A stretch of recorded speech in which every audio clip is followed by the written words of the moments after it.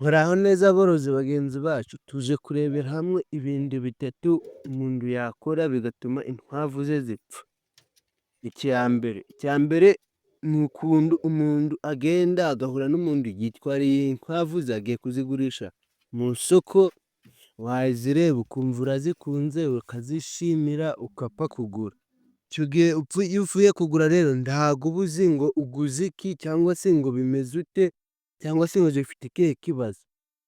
Hari igihe zaba zifite ikibazo cy'uburwayi, guhumeka cyangwa se zibyara nabi, ibyara zigapfa, ibintu ngibyo byerekeranye n'ibyo zifite ibibazo. Njyewe icyo nabashishikariza ni ukubashishikariza watekereza kugura inkwavu ukajya mu ifamu ukareba umaze kugera mu ifamu ukareba inkwavu nziza, wamara kureba inkwavu nziza ukabwira nyiri ifamu akagusobanurira uko zimeze, uko zikura, uko zibyara, yamara kubigusobanurira ukabona umaze kumva uzishimiye ukabona ukazishyura. Iryo ni ikosa rya mbere ryo kugenda wahura n'umuntu ngo agiye kuyigurishiriza inkwavu ze warangiza ukajyamo ngo ugiye kugura. Ibyo bintu ntabwo ari byo. Mbere yuko tujya ku cya kabiri, nimba uri kumva kino kiganiro ari cyiza wagikunze wakanda subscribe cyangwa se ugakanda share na comment. Reka tujye ku cya kabiri. Icya kabiri rero ni ukuntu mbora tubigisha ati ntabwo ugomba kureka inkwavu zawe ngo uzororere hasi, warangiza abantu benshi njya mbona bakunda kororera hasi. Hari abantu benshi bagiye bampamagara kandi mpora tubyigisha ku buryo wakorora inkwavu zawe ukazororera mu biraro, abantu benshi ujya kure ugasanga bazisize hasi niho bororeye hasi, kandi hasi ziba zifite ibibazo byinshi byo kurwara uburenge, mu manono ugasanga zifite ibibazo, n'izicukura ugasanga zarenze ahandi wazubakiye zibereye hanze.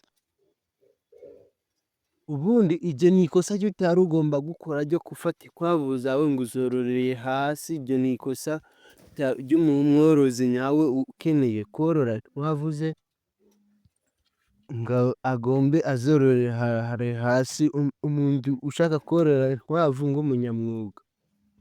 Icya gatatu rero ni abantu usanga bari kuzigaburira. Hari abazigaburira ukabona bamwe bari kuzihereza amazi ntiyasukuye, harimo imyanda. Ibintu tugenda tubyigisha tubivuga ariko abantu ntabwo bajya babyitaho. Usanga wafashe inkwavu zawe rero ukazihereza amazi adasukuye, usanga harimo udusimba.